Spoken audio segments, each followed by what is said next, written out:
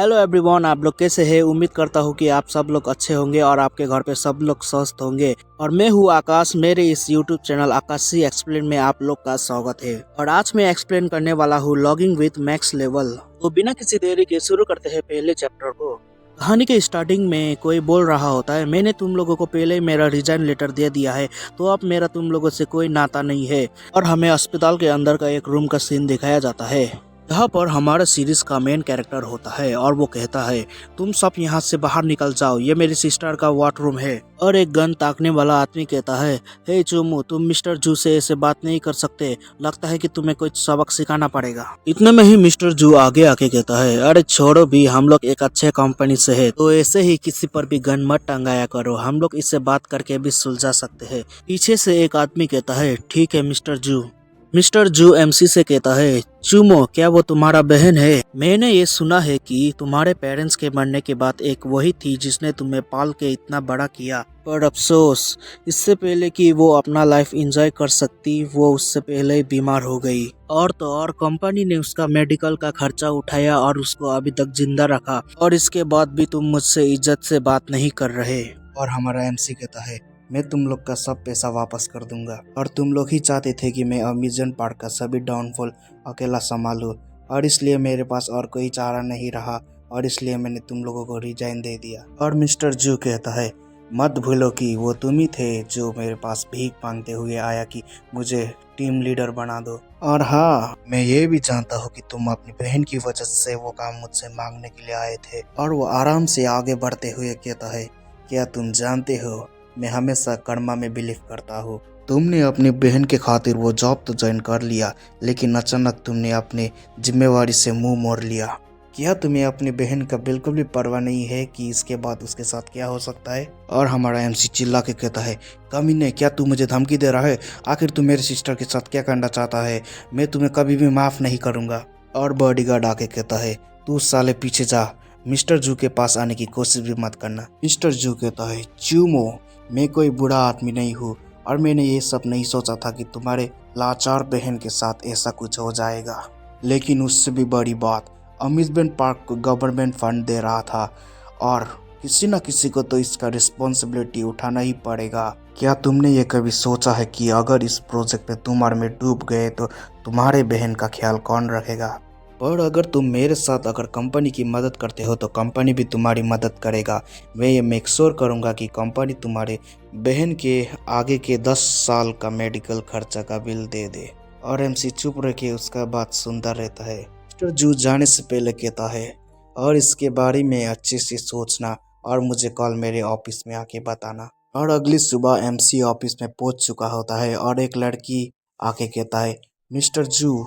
MC कहता है, हाय सिया, मैंने तुम्हें कितने टाइम से नहीं देखा है, आखिर तुम कहाँ थी?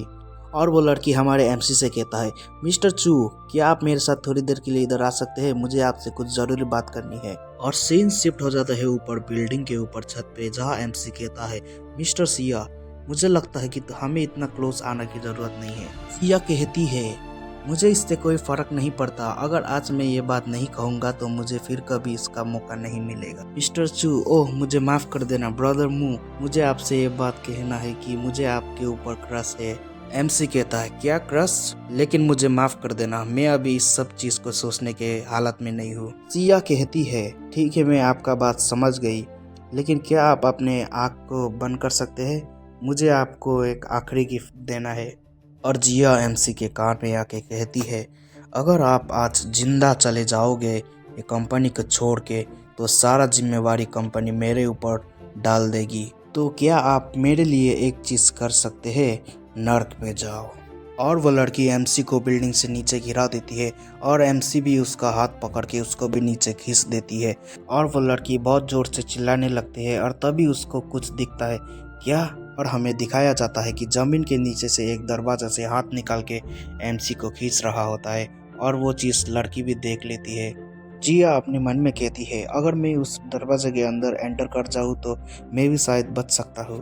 लेकिन अफसोस, वो दरवाजा बंद हो जाता है और वो नीचे धड़ाम से गिर जाती है। आसपास से लोग चिल्लाते हुए कहता है, क्या हो गया? एक लड़की ऊपर बिल्डिंग से गिर गई है, जल्दी से पुलिस को बुलाओ। और एमसी को दिखाया जाता है कि वो नीचे सही सलामत गिर चुका होता है और वो अपने मन में सोचता है आखिर मैं इतने ऊपर से भी गिरने के बाद जिंदा कैसे हूँ। और वो अपने आसपास देखते हुए अपने मन में सोचता है आखिर यहाँ पर कोई भी इंसान क्यों नहीं है। साढ़े 10,000 सेवियर को एक जगह समन कर लिया गया है, तो अब ट्रायल शुरू होता है। एमसी अपने मन में सोचता है क्या ये आवाज कहाँ से आ रहा है, सेवियर ट्रायल। तभी कहीं से एक लड़की चिल्लाते हुए आता है मेरे रास्ते से हट जाओ। और वो आते ही अपना तलवार निकाल के एक बड़े से वुल्फ को कट मार देता है, स्पिरिट स्वॉर्ड रेड लोटस। और उस टेक्निक का इम्पैक्ट चारों तरफ फैल जाता है और एमसी खड़े होकर अपने मन में सोचता है क्या आखिर ऐसा कुछ कोई इंसान कैसे कर सकता है। और वो लड़की कहता है ये अजीब है, आखिर यहाँ पर कोई तुम्हारे जैसे नॉर्मल पर्सन कैसे आ सकता है, क्योंकि ये सेवियर ट्रायल में सिर्फ कल्टीवेटर को ही आने का अनुमति दिया जाता है। अभी जो मॉन्स्टर अपीयर हुआ, अगर मैं नहीं आता तो तुम मर जाते। और हमारा एमसी कहता है मुझे बचाने के लिए तुम्हारा शुक्रिया, और मुझे पता नहीं है कि मैं इस सिचुएशन में कैसे आ गया, क्या तुम मुझे बता सकती हो कि मैं यहाँ से बाहर कैसे निकल सकता हूँ। और वो लड़की कहती है अगर एक बार यहाँ सेवियर ट्रायल शुरू हो गया तो कोई भी यहाँ से ऐसे ही बाहर नहीं निकल सकते। तुम यहाँ से तभी जा सकते हो जब यहाँ का टास्क कंप्लीट हो जाए, लेकिन यहाँ पर बहुत सारे मॉन्स्टर है जो कि तुम्हारे लिए खतरनाक साबित हो सकता है, इसीलिए अभी के लिए तुम मुझे फॉलो कर सकते हो। तभी कहीं से एक आदमी आके कहता है ये सीक्रेट जगह किसी को मदद करने के लिए नहीं है, और ये जगह कल्टीवेटर्स के लिए भी खतरनाक है और हमारे लिए भी। और फिर भी अगर तुम इस बर्डन को अपने साथ ले जाने की सोच रही हो तो मैं तुम्हें सिर्फ यही बोल सकता हूँ कि हमारी टीम से निकल जाओ। यूई कहती है अगर आप चाहते हो कि मैं इसे अपने हालत पे ही छोड़ दूँ तो मैं आपसे ये कहना चाहता हूँ। तो इतने में ही एमसी उसे टोक के कहता है तुम्हें मेरी बारे में चिंता करने की कोई ज़रूरत नहीं है, और तुमने मुझे बचाया इसके लिए भी मैं ग्रेटफुल हूँ। और तुम अभी अपने बारे में सोचो, मैं कुछ ना कुछ करके यहाँ से बाहर निकल ही जाऊँगा, क्योंकि मेरे पास एक वजह है जिसके लिए मुझे वापस जाना ही पड़ेगा। मेरा बहन मेरा इंतजार कर रही हो। चैन कहता है तुम जैसे लोगों को ऐसी बड़ी बड़ी बात शोभा नहीं देता, और वो दोनों निकल जाता है।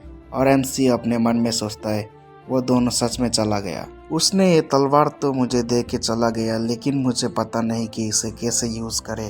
तभी उसके सामने एक सिस्टम पॉपअप होता है, और सिस्टम में ये लिखा होता है आज का रिवॉर्ड क्लेम करने के लिए यहाँ पर क्लिक कीजिए। और हमारा एमसी उस पर क्लिक कर देता है, और फर्स्ट डे रिवॉर्ड के तौर पे उसे मिलता है 1000 ईयर्स मॉन्स्टर का पावर। और एमसी अपने मन में सोचता है आखिर ये क्या पावर है जो मेरे बाहर फ्लो हो रहा है, और मेरा थकान भी गायब हो गया। चैप्टर 2 के स्टार्टिंग में हमें दिखाया जाता है इस बीच रियल दुनिया में दूसरी दुनिया से आक्रमण का पता चला है।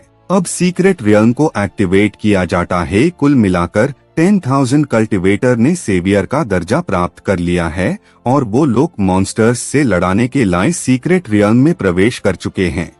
और सीक्रेट रियल्म का सारा फाइट सीधा लाइव स्ट्रीम पूरी दुनिया के सामने करेगा, क्योंकि यह पूरी इंसान जाति के भाग्य से जोड़ा हुआ है। यदि सभी सेवियर अपने लक्ष्य की राह में नाकाम हो जाता है तो 365 दिनों के बाद दूसरे दुनिया का देवता आएगा और मानव सभ्यता नष्ट कर दिए जाएंगे। इतने में ही कोई कहता है आखिर ये आवाज कहाँ से आ रही है, क्या आप लोगों को भी सुनाई दे रही है? तभी कोई कहता है हाँ, मुझे भी सुनाई दी। तभी सभी के मोबाइल पे secret realm live stream app अपने आप डाउनलोड होके अपने आप ही ओपन हो जाता है, और उसमें लिखा होता है आप सभी को secret realm live stream channel में स्वागत है। और हम सबको सीक्रेट रियल्म के बारे में बताया जाता है। सीक्रेट रियल्म रियल दुनिया और दूसरी दुनिया के बीच का माधी क्षेत्र है। प्राचीन काल में कल्टीवेटर ने दूसरे दुनिया के आक्रमण का बचाव करने के लिए अर्थ के सुरक्षा के रूप में सीक्रेट रियल्म की स्थापना की थी। यदि कल्टीवेटर सीक्रेट रियल्म में जीत हासिल कर ले तो अर्थ स्पिरिचुअल पावर से भर जाएगी और यूनिवर्सल कल्टीवेटर के युग में प्रवेश करेगी।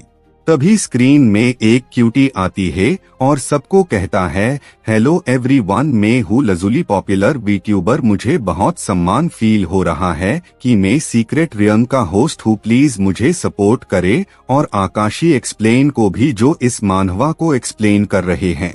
और मेरे साथ मेरे दो होस्ट है, एक है four major Polaris fire sects से सिक्स्थ एल्डर जी शेंग, और दूसरी तरफ है विश्व प्रसिद्ध आइडल मीज यी शुअंग। और क्यूटी डू होस्ट से सवाल पूछती है, एल्डर जी, मिस यी शुअंग, क्या आप ऑडियंस से कुछ पूछना चाहते हो असली शो शुरू होने से पहले? एल्डर जी कहता है, सभी कल्टीवेशन सेक्ट्स दूसरी दुनिया पर आक्रमण के लिए पूरी तरह से तैयार है। मॉन्स्टर्स खतरनाक है, लेकिन हम कल्टीवेटर युद्ध से पीछे नहीं हटेंगे। मिस यी कहती है, एल्डर जी के शब्द सच में सबको बहुत दिलासा देने वाले हैं।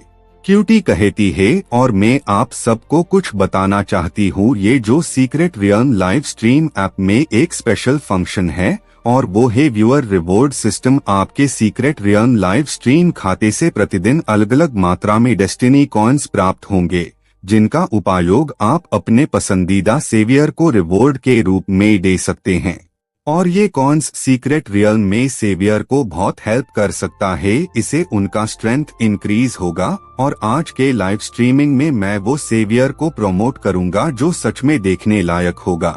हमारा मेन चैनल रैंडमली सभी सेवियर का खतरनाक फाइट दिखाएगा, और आप खुद भी चूज कर सकते हो कि आपको किस हीरो का फाइट देखना है। बिना किसी देरी के शुरू करते हैं हमारे पहले लकी सेवियर से। और पहला सेवियर चेन होता है, जो रो रो के एक मॉन्स्टर से अपनी जान की भीख मांग रहा होता है, लेकिन अफसोस वो मॉन्स्टर उसको खा जाता है। और कमेंट बॉक्स में लोग कहता है, ये क्या बकवास है, क्या ये एक कल्टीवेटर नहीं है, क्या ये एक मॉन्स्टर को भी मार नहीं सकता? और कोई कहता है, इन लोग का शकल तो देखो, लगता है कि जैसे किसी ने इनके गालों पे थप्पड़ मार दिया हो। क्यूटी घबराहट में कहती है, चलो दूसरा लाइव स्ट्रीमिंग देखते हैं। लेकिन दूसरे लाइव स्ट्रीमिंग का भी वही हालत था, जहां लॉन्ग वायु कहता है, कोई तो मदद करो मेरी, मैं अभी जान से हाथ नहीं धोना चाहता हूँ। और ये सब देख के सभी होस्ट घबरा जाते हैं। और क्यूटी कहती है, नेक्स्ट नेक्स्ट नेक्स्ट वन। इतने में ही मिस यी कहती है, मुझे माफ कर देना मेरा फैंस, हमें आप लोगों को ये सब नहीं दिखाना चाहिए था, हमें एक खूनी लड़ाई का वादा किया गया था। ये लाइव स्ट्रीमिंग कैसे भयानक मंजर में कैसे तब्दील हो गई, अगर मुझे पता होता तो मैं इस सब में शामिल नहीं होती। तभी एल्डर जी कहता है, यहाँ पर कुछ तो गलत है, क्योंकि पहला ट्रेल इतना हार्ड नहीं होता। तभी इमरजेंसी अलर्ट पॉपअप होता है, जहाँ लिखा होता है, दूसरी दुनिया का देवताओं ने आक्रमण की शक्ति बढ़ा दी है और सीक्रेट रियल्म का कठिनाई बढ़ गया है। और ये पहली बार है कि सीक्रेट रियल्म का कठिनाई मैक्स F लेवल पर पहुंच गई है, और अब वहाँ पर 500 साल पुरानी कल्टीवेशन वाला मॉन्स्टर्स होगा। क्यूटी कहती है, अरे नहीं, एक और अनाउंसमेंट। एल्डर जी सोचता है, तो ये एक 500 ईयर ओल्ड मॉन्स्टर्स है। मिस यी कहती है, एल्डर जी, क्या 500 ईयर ओल्ड मॉन्स्टर्स बहुत शक्तिशाली होता है क्या? एल्डर जी बोलता है, जितना मॉन्स्टर्स जीता है उतना है वो शक्तिशाली बनता है। पृथ्वी पर स्पिरिचुअल एनर्जी के बाद भी अभी के टाइम में भी सबसे शक्तिशाली कल्टीवेटर भी केवल 1000 वर्ष पुराने राक्षसों के बराबर ही शक्तिशाली है। और नए कल्टीवेटर जो सीक्रेट रियल्म के दूरा चुने जाते हैं वो कमजोर होता है, तब भी जब वो सिर्फ 300 ईयर ओल्ड मॉन्स्टर्स से आमने सामने होते हैं। और क्यूटी कहती है, मुझे भरोसा है कि आप सबने एल्डर जी की बात सुन लिया होगा, और हमारे सभी सेवियर खतरनाक मॉन्स्टर्स से फाइट कर रहे हैं अर्थ के फ्यूचर के लिए। और आप सब प्लीज उनको सपोर्ट कीजिए अपने डेस्टिनी कॉइन्स से, और हम सबको इन सेवियर्स का मजाक नहीं उड़ाना चाहिए। कृपया करके अगले लाइव स्ट्रीमिंग चैनल को सम्मान और आभार के साथ देखे। दूसरी तरफ हमको दिखाया जाता है जहां चूमू मजे से रामेन पेल रहा होता है, और ये सब लाइव स्ट्रीमिंग में भी दिखाया जाता है। और सभी लोग कमेंट्स में बोल रहा होता है, ये क्या बकवास है, आखिर अब होस्ट इसके बारे में क्या बोलेगा, एक खतरनाक मुकाबला या कुछ और कोई कहता है, हे भगवान, चिप्स, कोक और इंस्टेंट नूडल्स। क्या यह आदमी यहाँ पिकनिक मनाने आया है? कोई कमेंट करता है हा, माहौल एकदम बदल गया। दूसरी लाइव स्ट्रीमिंग में लोग लड़ाई संघर्ष और जीने के लिए जूझ रहा है और ये यहाँ खाने का शो चला रहा है और हम सबको तीनों होस्ट का चेहरा दिखाया जाता है जो कि देखने लायक होता है। तभी मिस ये हंसते हुए कहती है, ये कितना शांत है, शायद ये कल्टीवेटर स्ट्रॉन्ग होगा। तभी एल्डर जी कहता है, क्या कल्टीवेटर? इसके पास तो स्पिरिचुअल पावर भी नहीं है, ये बस एक नॉर्मल ऑर्डिनरी पर्सन है। आखिर सीक्रेट रियल्म ने इसको सेवियर चूज क्यों किया होगा? तभी कोई कमेंट करता है, क्या तुम सबने सुना अभी होस्ट ने क्या कहा? ये सेवियर जिसका नाम चुमू है, ये बस एक ऑर्डिनरी आदमी है। और दूसरी कमेंट आता है, दूसरे कल्टीवेटर को तो अपने ऊपर शर्म आना चाहिए, जबकि एक ऑर्डिनरी आदमी सीक्रेट रियल्म में उनसे ज्यादा टिक गया। ऐसे ही कोई बोलता है, ये तो बस लकी था, अगर इसके सामने कोई मॉन्स्टर्स आएगा तो उसका तो काम तमाम हो जाएगा। और कोई तो ये भी कहता है कि क्या तुम बेट लगाना चाहोगे कि ये कितना देर तक टिकता है? और ज्यादा कमेंट आता है जिसमें लिखा होता है, बहुत खूब, अचानक इसका व्यूज बहुत इंक्रीज हो गया, क्या कोई इसको रिवॉर्ड देना चाहता है? और इसके रिप्लाई में कमेंट आता है, कोई मूर्ख ही होगा जो इसको रिवॉर्ड देगा, इसे अच्छा होगा कि तुम कोई कल्टीवेटर को अपने डेस्टिनी कॉन्स दो, ना कि एक आम इंसान को। मुझे बस ये देखना है कि ये कैसे टपक जाता है। और उसके साइड के दूर से कुछ अंधर आ रहा होता है। तभी कोई कमेंट करता है, हे वहाँ देखो, चुमू के साइड से कुछ निकल रहा है, शायद वो मॉन्स्टर है। वैसे ही एक और कमेंट में लिखा होता है, गुड लक बिग ब्रदर, जिसे ये भी पता नहीं कि कल्टीवेट कैसे किया जाता है। और आखिर में कोई कहता है, ये तो गया अब। और चैप्टर यही खत्म होता है। Please subscribe the channel and like the video for more chapters. Thank you. Chapter 3 के स्टार्टिंग में मिस ये बोल रही होती है, आखिर ये सीक्रेट रेल्म ने एक ऑर्डिनरी पर्सन को हीरो के तौर पे क्यों बुलाया? एल्डर जी, क्या ऐसा कोई रास्ता है कि हम चूमू को वहां से बाहर निकाल सके? एल्डर्स जी कहता है कि दरअसल सीक्रेट रेल्म को प्राचीन काल में कल्टीवेटर्स ने क्रिएट की थी। हमारा इस पर कोई नियंत्रण नहीं है। इसके अलावा अब बहुत देर हो चुकी है और अब ये आदमी 3 सेकंड से ज्यादा सरवाइव नहीं कर सकता इन 100-year-old मॉन्स्टर्स के सामने। और हम लोगों को दिखाया जाता है जहां हमारे मेन प्रोटैगनिस्ट के सामने एक विशाल मॉन्स्टर्स खड़ा होता है और उसके 6 आंख होता है, बिल्कुल डीमन स्लेयर के कोकुशीबो की तरह। हमारा हीरो इस मॉन्स्टर को देखते हुए सोचता है, इस मॉन्स्टर के पास तो 6 आंखें हैं और तो और ये उस मॉन्स्टर से काफी बड़ा है जिससे मैं पहले मिला था। क्या ये इसका सुपर एनहांस्ड वर्जन है? हालांकि मैंने सिस्टम पे साइन इन करके 1000 साल के मॉन्स्टर्स की ताकत हासिल कर ली है, लेकिन फिर भी मुझे बहुत नर्वस फील हो रहा है। और नॉवेल्स और कॉमिक्स में दिखाए गए मॉन्स्टर्स ज्यादातर हजारों साल पुराने होते हैं। मेरी शक्ति उनके मुकाबले कुछ भी नहीं है। और कुछ वो सोच ही पाता, इतने में ही वो मॉन्स्टर उस पर हमला कर देता है। पर हमारा प्रोटैगनिस्ट इस हमले से आसानी से बच जाता है। प्रोटैगनिस्ट सोचता है, ये अटैक तो काफी स्लो है, मैं तो इससे आसानी से बच सकता हूँ। क्या ये मॉन्स्टर्स कमजोर है? और मॉन्स्टर्स भी काफी कंफ्यूज होता है क्योंकि उसको लगा था कि उसने प्रोटैगनिस्ट को पकड़ लिया था। प्रोटैगनिस्ट बोलता है, मैं केयरलेस नहीं हो सकता। भले ये मॉन्स्टर स्लो है पर इसका डिफेंस स्ट्रांग है और इसीलिए ये मुझे जानबूझकर पहले हमला करने के लिए उकसा रहा है और मेरा अटैक शायद मुझे ही नुकसान पहुंचाएगा। तो फिर ठीक है, चलो मेरे थ्योरी को एक बार आजमा कर देखते हैं। और वो यूटोंग का सोर्ड निकालता है हमले के लिए और सीधा उस मॉन्स्टर को दे मारता है। और वो मॉन्स्टर 1 सेकंड के लिए तो घबरा जाता है, लेकिन थोड़ी ही देर में खुश हो जाता है क्योंकि वो सोर्ड टूट चुका होता है। प्रोटैगनिस्ट सोचता है, जैसा कि मैंने सोचा था, ये मॉन्स्टर जानबूझकर मुझे उकसा रहा है ताकि मैं अपने ही अटैक से खुद को चोट पहुंचा दूं। थैंक गॉड मैंने स्वॉर्ड यूज किया, वरना मैं अभी सच में इंजर्ड हो जाता। और कोई कमेंट में एल्डर जी का मजाक बनाते हुए कहता है, हा, एल्डर जी, कितनी बार अपने आप को शर्मिंदा करोगे? आपने कहा था कि ये बंदा 3 सेकंड भी नहीं टिक पाएगा। कोई कमेंट करता है, ये लड़का तो सच में फैंटास्टिक है। वो मॉन्स्टर तो इसके कपड़ों को भी छू नहीं पाया और इसकी डॉज स्किल तो वाकई कमाल का है। और कोई इसके रिप्लाई में कमेंट करता है, तो क्या हुआ अगर ये डॉजिंग में माहिर है? क्या तुमने उसका अटैक देखा नहीं? उसके अपना खुद का स्वॉर्ड तोड़ दिया। क्या वो उस मॉन्स्टर को बस खरोच मारना चाहता था? कोई उसके रिप्लाई में कमेंट करता है, तुम सब लोग कुछ ज्यादा ही बोल रहे हो। चूमो तो बस एक ऑर्डिनरी पर्सन है और उसके बाद भी उसने अच्छा प्रदर्शन दिखाया। होस्ट कहती है, कितना आश्चर्य की बात है, किसने सोचा था कि चूमो मॉन्स्टर के सभी अटैक से बच जाएगा। मिस यी कहती है, मैं भी सच में इम्प्रेस हूं चूमो से, शायद वो उस मॉन्स्टर को भी हरा दे। इसके बारे में आप क्या कहते हैं एल्डर जी? एल्डर जी बोलता है, मुझे मानना पड़ेगा कि मैंने इसको मिसजज किया। मैं चूमो के फाइट के बारे में इतना कह सकता हूं कि शायद वो एक हाई स्किल्ड मार्शल आर्टिस्ट है, लेकिन एक स्पिरिचुअल पावर के साथ ही मॉन्स्टर को डैमेज दिया जा सकता है। आसान शब्दों में कहूं तो सिर्फ कल्टीवेटर ही मॉन्स्टर को हरा सकता है। हाँ, मैं ये मानता हूं कि वो सिर्फ अपने फाइटिंग एक्सपीरियंस के साथ उस मॉन्स्टर के अटैक को डॉज कर सकता है, पर क्या फायदा अगर उसका कोई भी अटैक उस मॉन्स्टर पे काम नहीं आएगा तो? अनफॉर्चुनेटली ये एक होपलेस फाइट है उस ऑर्डिनरी इंसान के लिए।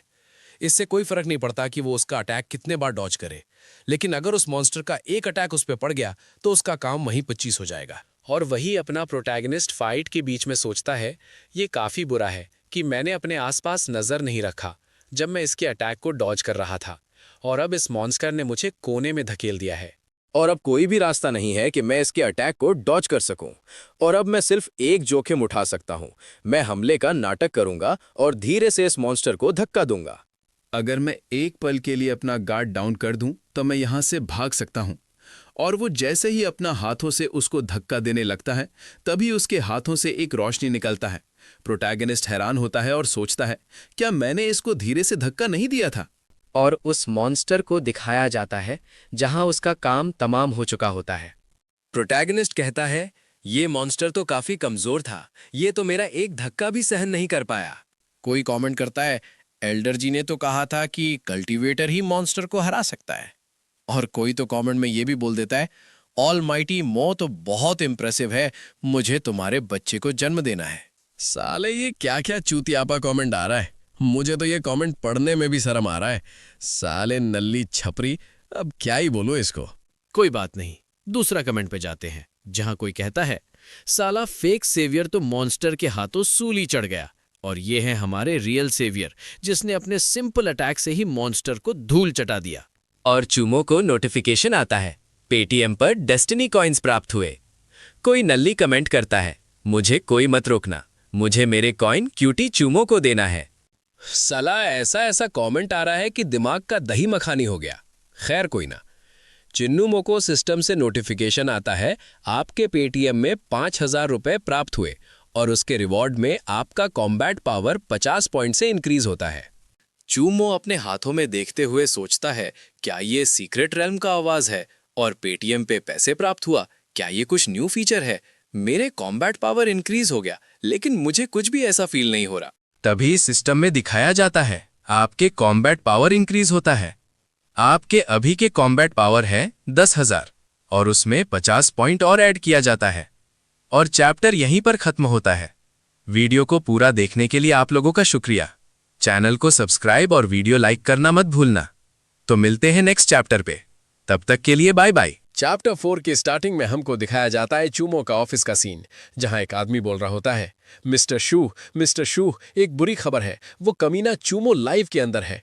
शू बोलता है, तुम इतना घबरा क्यों रहे हो, ये कोई बड़ी बात नहीं है। वो लड़का बोलता है, नहीं मिस्टर शू, ये एक नॉर्मल लाइव स्ट्रीम नहीं है, ये सीक्रेट रेल्म का लाइव स्ट्रीम है और चूमो उसमें सेवियर के लिए सिलेक्ट हुआ है, और तो और उसमें एक मॉन्स्टर को हरा भी दिया है।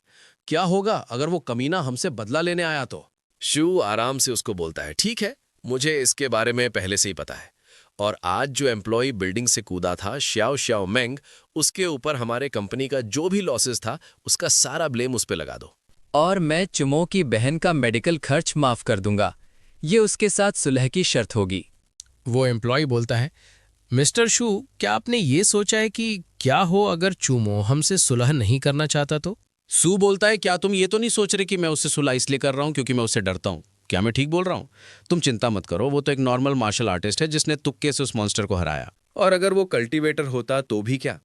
एलीट्स के सामने कल्टीवेटर का एग्जिस्टेंस कभी सीक्रेट नहीं रहेगा, और मुझे ऐसे बहुत कल्टीवेटर आसानी से मिल जाएगा जो चूमो के ऊपर हमला कर सके। अगर वो सुलह नहीं कराना चाहता तो मैं उसको नरक में भेज दूंगा। कहानी शिफ्ट होता है सीक्रेट रेल्म लाइव स्ट्रीम में, जहां होस्ट बोल रही होती है, काफी घंटा हो गया सीक्रेट रेल्म को एक्टिवेट हुए और हमारे कल्टीवेटर अभी भी पावरफुल मॉन्स्टर को हरा रहे हैं।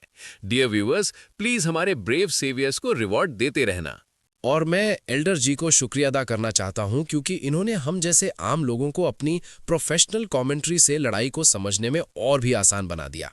मिस यू हंसते हुए बोलती हैं और मुझे वो बात मजेदार लगा जो कुछ भी एल्डर जी ने चूमो के बारे में बोला था। एल्डर जी बोलता है, मुझे माफ करना पर मैं अभी जोक करने के मूड में नहीं हूं। अभी की स्थिति आपकी सोच से कहीं कम आशाजनक है। कुछ दशकों पुराने राक्षसों से लेकर 110 साल पुराने और अभी में 200 साल पुराने तक रहस्यमय क्षेत्र की कठिनाई समय के साथ धीरे धीरे बढ़ती जाएगी। सीक्रेट रेल्म रैंकिंग के अनुसार 100 ईयर ओल्ड की मॉन्स्टर्स का कॉम्बैट पावर 300 होगा, 300 ईयर ओल्ड मॉन्स्टर्स का कॉम्बैट पावर 500 होगा, 400 ईयर ओल्ड मॉन्स्टर्स का कॉम्बैट पावर 1000 होगा, 500 ईयर ओल्ड की मॉन्स्टर का कॉम्बैट पावर 2000 होगा। जब 500 ईयर्स ओल्ड मॉन्स्टर्स अपीयर होगा तभी कल्टीवेटर का सबसे डिफिकल्ट टेस्ट शुरू होगा।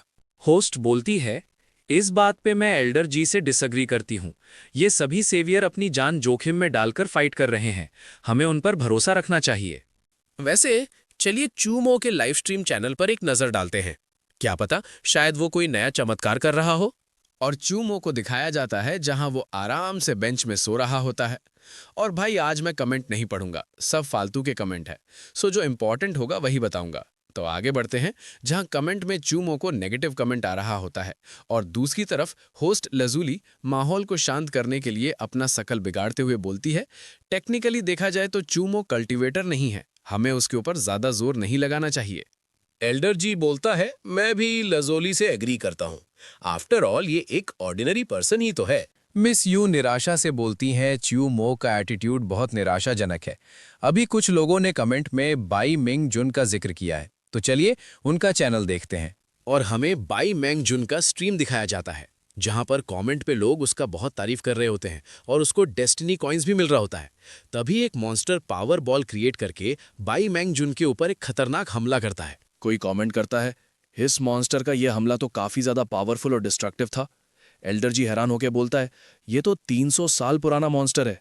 क्या इसने सच में इस 300 ईयर ओल्ड मॉन्स्टर को चैलेंज करने की कोशिश की या फिर वो खुद अपना मौत का दावत देने की कोशिश कर रहा है? होस्ट बोलती है, एल्डर जी क्या कुछ कल्टीवेटर्स ने 300 ईयर ओल्ड मॉन्स्टर्स को हराया नहीं था? एल्डर जी बोलता है, वो बात अलग है। जिन्होंने उस 300 साल पुराने मॉन्स्टर को हराया था वो लोग 4 मेजर सेक्ट्स के चीफ डिसाइपल्स थे और इनका एबिलिटी और टैलेंट उनके साथियों से काफी ज्यादा है। और बात रही बाई मेंग जुन की, जानकारी के अनुसार वो एक नॉर्मल टैलेंट वाला एक इंडिपेंडेंट कल्टीवेटर होना चाहिए जो किसी भी सेक्ट से संबंधित नहीं है। कॉमन सेंस के अनुसार 200 साल पुराने मॉन्स्टर को मार गिराना एक चमत्कार से कम नहीं, लेकिन 300 साल पुराने मॉन्स्टर को चैलेंज करना तो लगभग आत्महत्या करने के बराबर है। और हमें दिखाया जाता है बाई मेंग जुन सही सलामत धुएं से बाहर आते हुए बोलता है, एक 300 साल पुराना मॉन्स्टर क्या ये इतना ही कर सकता है? ये काफी निराशाजनक है। आखिर कब आएगा एक ताकतवर ओपोनेंट जो मुझे फाइट करने पर मजबूर कर दे? कोई कमेंट करता है, एल्डर जी ने तो फिर से गलत बोल दिया, लेकिन इस बार चोमो यहां नहीं है। एक और कमेंट आता है, ए देखो उधर से कोई आ रहा है। कोई बोलता है, क्या वो चोमो तो नहीं है? और साला वो कौन था जो बोल रहा था कि वो इधर नहीं है? और एक कमेंट आता है जिसमें लिखा होता है, क्या मैं अभी अभी तो चूमो के लाइव स्ट्रीम से आया हूं और मुझे ये इस चैनल में भी वो दिख गया। ये कोई कोइंसिडेंस तो नहीं हो सकता? चूमो खुद से बड़बड़ाता है, मेरे नींद से जागने के बाद घर ढह गया। ये सीक्रेट रेल्म तो सच में खतरनाक है। चूमो बाई मैंगजुन से बोलता है, ब्रो क्या तुम्हें मदद चाहिए? उस मॉन्स्टर से निपटना मुश्किल लगता है। बाई मैंग कूल अंदाज में बोलता है, तुम इधर ही रुको और यहां से हिलना मत, मैं इस मॉन्स्टर को अकेला ही हराऊंगा। सो गाइस, चैप्टर 5 की स्टार्टिंग में बाई मैंग उस मॉन्स्टर के ऊपर अपना पावरफुल हमला supreme sword art crashing tide use करता है और वो हमला इतना खतरनाक होता है कि जिससे उस मॉन्स्टर का सर ब्लास्ट हो जाता है। और कमेंट बॉक्स में सभी लोग हैरान होते हुए बोलते हैं, ये कितना डरावना था, उसने अपने एक ब्लो में उस मॉन्स्टर का सर फोड़ दिया। इतने में ही सब लोग उसका तारीफ कर रहे थे। वो मॉन्स्टर अपना सर रीजनरेट करने लगता है। बाय मैंग पीछे मुड़कर देखता है और बोलता है, ओह तो ये अभी भी जिंदा है? क्या इसके पास सुपर रीजनरेशन का पावर है? इसका स्पिरिचुअल पावर पहले से काफी ज्यादा हो गया है अब। वो मॉन्स्टर फिर से हमला करने वाला होता है, लेकिन बाई मैंग बहुत स्पीड में जाके उस मॉन्स्टर पे अपना supreme sword art splitting mountain से हमला करता है और वो हमला काफी ज्यादा खतरनाक होता है। और वही अपना छू मुंह स्नैक्स खाते खाते ये सब देखते हुए बोलता है, बहुत खूब, ये तो किसी मूवीज के स्पेशल इफेक्ट से कहीं गुना अच्छा है। ऐसे ही बाई मैंग उस मॉन्स्टर पे बहुत सारे अटैक करता है, supreme sword art parting wave, गेंगजिन सोर्ड टेक्निक से, और छूमो भी कहाँ कम है, वो भी कभी स्नैक्स खा रहा है और कभी जूस पी रहा है। कोई कमेंट में बोलता है, ये तो रिडिकुलस है, साला इतना हमला करने के बाद भी ये मॉन्स्टर नहीं मर रहा, क्या इस मॉन्स्टर के पास किसी तरह की सुपर पावर है? दूसरा कमेंट पे कोई बोलता है, इतने लंबे समय तक हमला करने के बाद भी वो मॉन्स्टर अभी भी जिंदा है और पूरी तरह से सक्रिय है। होस्ट लाजोली एल्डर जी से पूछती है, एल्डर जी, क्या इस मॉन्स्टर को हराना सच में मुश्किल है? एल्डर जी बोलता है, सभी मॉन्स्टर में से जो रीजनरेट कर सकता है उसे हराना सबसे मुश्किल है, और इसे हराने के लिए आपको पल भर में इस पर घातक प्रहार करना होगा। नॉर्मली इसे पूरी तरह से हराने के लिए एक ही लेवल के कई कल्टीवेटर्स को एक साथ इस पर हमला करना होता है। इसमें कोई शक नहीं कि बाई मिंगजुन एक ग्रेट टैलेंट है। वो एक इंडिपेंडेंट कल्टीवेटर है। उसकी जन्मजात क्षमता बस आम सी है, लेकिन उसकी लड़ने की ताकत वो 4 मेन सेट के चीफ डिसाइपल से जरा भी कम नहीं है। अगर वो पुराने टाइम में होता, जब स्पिरिचुअल एनर्जी फुल होती, तो उसकी अचीवमेंट सोच से बाहर होती, लेकिन बैड लक, अब उसकी लाइफ यहीं एंड हो जाएगी।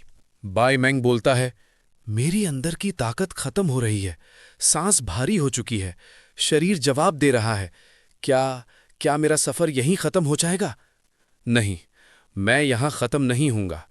जब दुनिया में स्पिरिचुअल पावर सूख चुकी थी, जब हर तरफ अंधेरा था, तब भी मैं पुराने युग के निशानों का पीछा करता रहा। मैंने अपनी सारी दौलत छोड़ दी, हर दर्द, हर इम्तिहान से गुजरा, और आखिर कल्टीवेशन का रास्ता ढूंढ ही लिया। लेकिन बदले में मुझे क्या मिला? टैलेंट कम है, अभी तेरा वक्त नहीं आया। अगर वक्त नहीं आया तो मैं खुद अपना वक्त लेकर आऊंगा। अगर मेरे सामने का रास्ता बंद हुआ तो मैं उसे अपनी तलवार से काट दूंगा। किस्मत का इंतजार नहीं किया मैंने, मैं उससे लड़ा हूं। मैंने हर मौके को पकड़ा, हर चांस को झपट लिया, और जो अनमोल पिल्स थीं उन्हें छीन कर अपना बना लिया। आखिरकार मुझे सेवियर का टाइटल मिल गया। हाँ, मैंने पेड पोस्टर्स लगवाए, लोगों को अट्रैक्ट किया, लाइव स्ट्रीम में रिवॉर्ड लेने के लिए, और मुझे इस बात का जरा भी शर्म नहीं है। अमर होने का रास्ता रहम नहीं करता, यहां हर कदम पर कंपटीशन है। अगर मैं एक पल भी ढीला पड़ा तो लोग मुझे पीछे छोड़ देंगे। यहां सिर्फ वही टिकता है जो सबसे आगे निकल जाए। मैंने इतनी मेहनत की है, इतना खून पसीना बहाया है, तब जाकर ये तलवार की कला हासिल की है। अब जब मैं इतना दूर आ चुका हूं तो मैं यहीं कैसे मर सकता हूं? जो गुप्त विद्या मैंने गलती से सीख ली, उसमें मौत का खतरा बहुत ज्यादा है। एक छोटी सी गलती और सब खत्म। लेकिन अब रुकने का वक्त नहीं है। अब या तो मैं सब कुछ जीतूंगा या सब कुछ खो दूंगा। आज मैं अपनी पूरी ताकत लगा दूंगा। बाई मैंग अपना ऑरा प्लस करते हुए उस पे अपना सबसे खतरनाक हमला करता है, जिसका नाम है all beings returning to the origins. वाहीचू मो फाइट को देखते हुए आराम से बोलता है, ये क्या था? इतना जबरदस्त इम्पैक्ट। रुको, क्या अभी तक वो अपनी असली पावर छुपा रहा था? थोड़ी देर बाद चूमो को कुछ अजीब लगता और वो बोलता है, ये अजीब है, कुछ भी क्यों नहीं हो रहा? इतनी बड़ी टक्कर के बाद सब कुछ इतना शांत कैसे है? क्या वो जख्मी हो गया? नहीं, मुझे जाकर देखना होगा। चूमो वहां जाकर बाइमिंग से बोलता है, भाई क्या तुम ठीक तो हो ना? बाइमिंग बोलता है, हाँ मैं ठीक हूं, फाइनली मैंने उस मॉन्स्टर को हरा दिया।